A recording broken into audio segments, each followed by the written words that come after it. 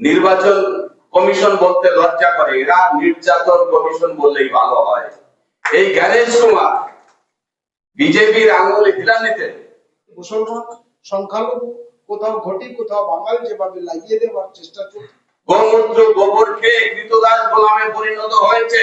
আমি প্রথমেই বলবো, এখানে যারা এসছেন এই প্রেস ক্লাবে, আমার মনে হয় প্রতিটা মানুষই বাংলাভাষী মানুষ, জাগ্রত মানুষ, সমাজ সংস্কারের মানুষ, প্রতিবাদী মানুষ।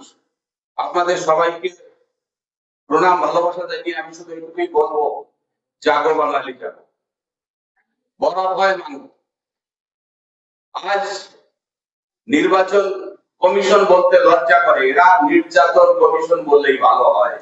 এই জ্ঞানেশ কুমার বিজেপির আঙুলে হিলান নিতে ছিন্নমূল মানুষ, বাংলাভাষী মানুষ, বাঙালি বিদ্বেষী মানুষ, এরা বাঙালির ভালো চায় না বন্ধু। আমরা আমরণ অনশন করেছিলাম, গুরুচাঁদ ঠাকুর বলেছিলেন শিক্ষা প্রশ্নের জন্ম দেয়। আমরা 13 দিন অনশন করেছিলাম। ওই বিজেপির একজন ঠাকুর বাড়ির কর্তা আছেন, তিনি বলেছিলেন এরা রোহিঙ্গা। এই নান্টু গোসাই সেই প্রশ্ন করতে গেছিল যে আমরা তো আপনাকে জিতিয়েছিলাম আমার মানুষের অধিকার রক্ষার জন্য, তার প্রতি গণপ্রহর আপনারা দেখেছেন। তারা কখনোই কিছু মানুষ তাদের আত্মস্বার্থ চরিতার্থ করার জন্য গোমূত্র গোবর খেয়ে কৃতদাস গোলামে পরিণত হয়েছে, আর মানুষকে রাষ্ট্রহীন করে নির্বাচনে পাঠানোর প্রক্রিয়া চলছে। নিত্য নতুন এক একটা আইন, তাদের ঘোষিত আইনকে তারা বলছে চলবে না, ডোমেসিয়াল চলবে না, মাধ্যমিকের অ্যাডমিট চলবে না, ওবিসি সার্টিফিকেট চলবে না।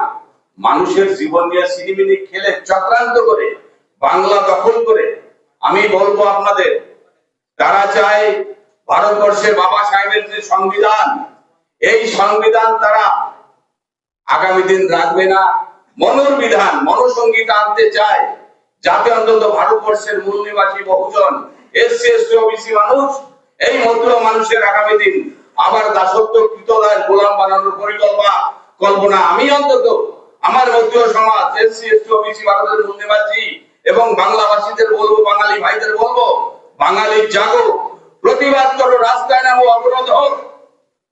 এই চক্রান্তকারীদের এই চক্রান্তে আমরা কোনোভাবেই যেন কেউ বানা দেই।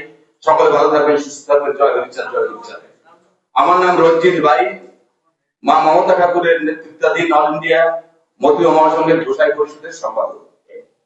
আতঙ্কের বাতাবরণ তৈরি করা হয়েছে, তাদের ভোটটি যদি কোনোভাবে কাটা যায়, তাদের একমাত্র নাগরিকের প্রমাণ ভোটার, সেই ভোট যদি না থাকে, তাহলে একবার তারা বাংলাদেশ থেকে অত্যাচারিত হয়ে এদেশে এসে কোনো মতে দুকাটা এক কাটা জায়গা কিনে বসবাস করছে, ছেলে মেয়েকে নিয়ে কোনো মতে বেঁচে আছে।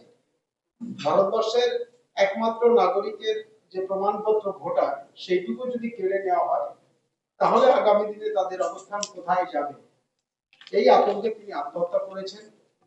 আমাদের মতুয়াদের মালদা জেলার এক ভদ্রলোক অনুপম ঘোষ, তিনিও তার একটা মেন্টাল প্রবলেম এসে গেছে, নিউরোলজিক্যাল প্রবলেম এসে গেছে, খুব দুরবস্থার মধ্যে আছে।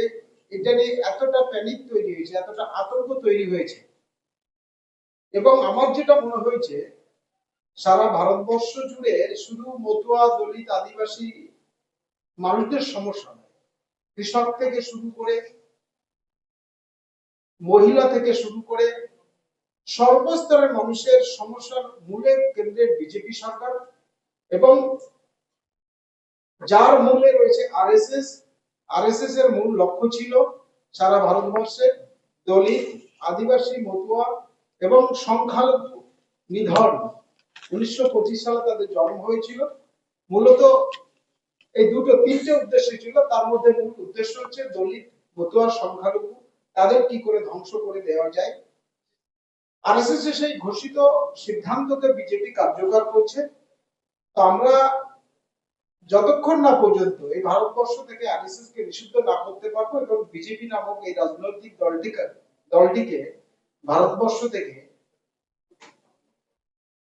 মুছে না দিতে পারবো, বিতাড়িত না করতে পারবো, ততদিন কিন্তু শুধু মতুয়াদের সমস্যা না। অনেকে ভাবছেন এটা মতুয়া, দলিত, আদিবাসীদের সমস্যা না, সমগ্র ভারতবাসীর জন্য একটা অমঙ্গল, একটা অশুভ সংকেত কেন্দ্রের বিজেপি এবং আরএসএস এবং তাদের বিরুদ্ধে আমরা নতুন মহাসংঘের পক্ষ থেকে যেমন পথে নেমেছি, মা মমতা ঠাকুর পথে নেমেছেন।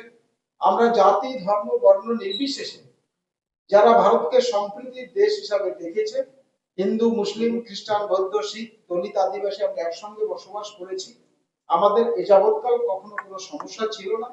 বিজেপির উত্থানের সাথে সাথে ভারতবর্ষের দলিত, মুসলমান, সংখ্যালঘু, কোথাও ঘটি কোথাও বাঙাল যেভাবে লাগিয়ে দেওয়ার চেষ্টা চলছে, অর্থাৎ সারা ভারতবর্ষ এবং পশ্চিমবঙ্গ জুড়ে একটা অশান্তির বাতাবরণ তৈরি করবার চেষ্টা চলছে, তারই বিরুদ্ধে যারা পশ্চিমবঙ্গের বাঙালি এবং এই পশ্চিমবঙ্গকে যারা বাঙালি বিদ্বেষী যে সরকার, সবার আগে বোঝা উচিত আমরা বাঙালি, আমরা পশ্চিমবঙ্গের মানুষ, নিশ্চয়ই আমরা ভারতবর্ষের মানুষ, কিন্তু তার আগে মনে রাখতে হবে বাঙালির একটা স্বাভিমান আছে, তার একটা নিজস্ব সংস্কৃতি আছে। সেই সংস্কৃতিকে কিভাবে বিজেপি ধ্বংস করতে চাইছে তার বিরুদ্ধে দলমত নির্বিশেষে আমরা মধ্য মহাসংঘের পক্ষ থেকে পথে নেমেছি।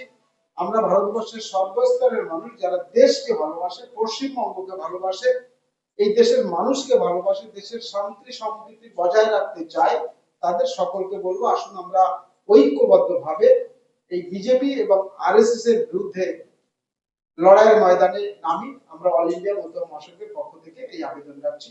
নমস্কার।